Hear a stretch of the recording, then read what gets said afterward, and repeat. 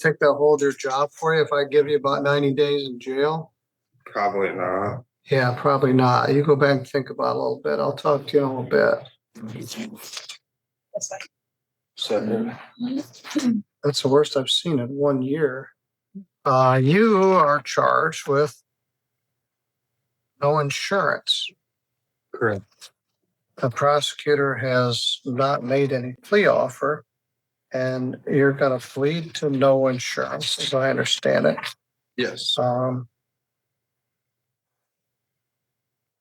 That's a misdemeanor. It's punishable by up to a year in jail and a fine of up to $500, not less than $200. Do you understand?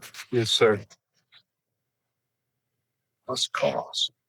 Do you understand that if you do plead to this charge, you'll be giving up your right to have a trial in front of a judge or jury? There will not be a trial. Do you understand that? Yes, sir. If you had a trial, you'd have the right to have any of the witnesses for or against you subpoenaed to come to court so they could be questioned under oath.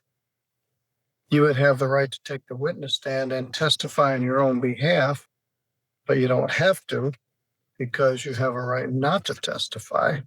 And if you did not wish to testify, the judge or jury could not hold your silence against you. And you have the right to be presumed innocent unless the state was able to prove your guilt beyond a reasonable doubt. Do you understand? Yes, sir. All right. Anybody threaten you to try to get you to plead to this charge? No, sir. Or promise you anything? No. Were you driving a car here in St. Joe County on August 2nd without having any valid insurance? Yes, sir. Where were you going? To be honest, I'm not sure. All right, you live in Indiana? Yes, now I do, yes. Do you have an Indiana license? No, I do not. I'm currently not driving. From what I know, Michigan Secretary of State suspended my license. I still haven't found. So you may be valid in Indiana, but not in Michigan? I'm not sure, honestly. I haven't checked. I've been having my sister drive me. How'd you get here? My sister, sir. Oh, very good. You have $1,165 worth of unpaid tickets from just 2025. Yes, sir. Allowing another to violate the motor vehicle code, which they reduced from driving suspended, speeding, no proof of insurance, registration plate,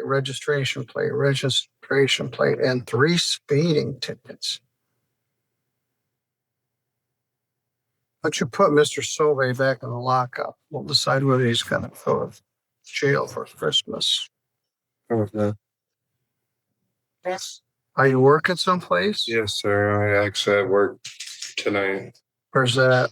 TH Plastics. Oh, sorry. You think they'll hold your job for you if I give you about 90 days in jail? Probably not. Yeah, probably not. You go back and think about it a little bit. I'll talk to you in a little bit. So,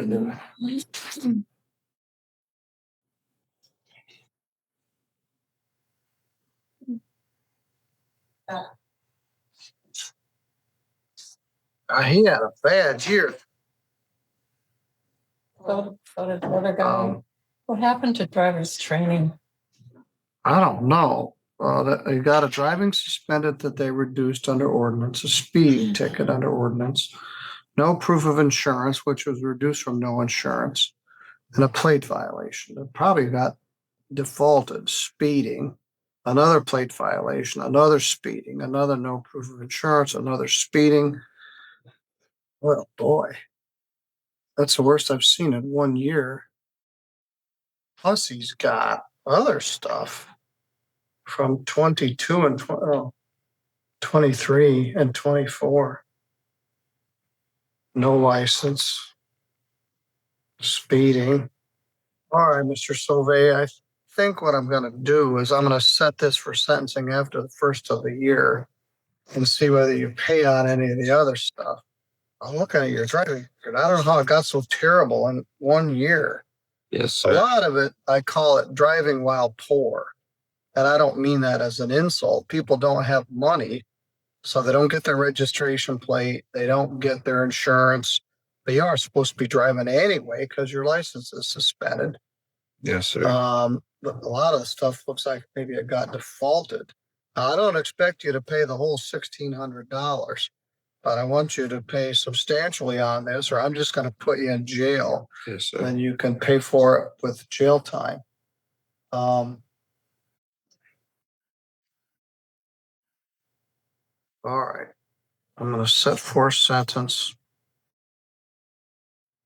You can take the cuffs off of them. But I wanted you to think about how I'd feel going to jail or keep doing this dumb stuff. Yes, sir. I understand. I don't want you to lose your job. And I appreciate that, sir. This courtroom moment starts like hundreds of others. A routine traffic case. No insurance. A simple plea. Nothing that sounds dramatic at first, but within minutes, it becomes something much more serious. The judge calmly explains the charge. Driving without insurance is a misdemeanor. Up to 1 year in jail, fines, costs, rights waived. The defendant understands and pleads guilty. Everything feels procedural, almost automatic. Then the record comes out. What started as a $225 issue has ballooned into more than $1,100 in unpaid tickets. Speeding. No proof of insurance again and again. Registration violations. A suspended license. And it doesn't stop there.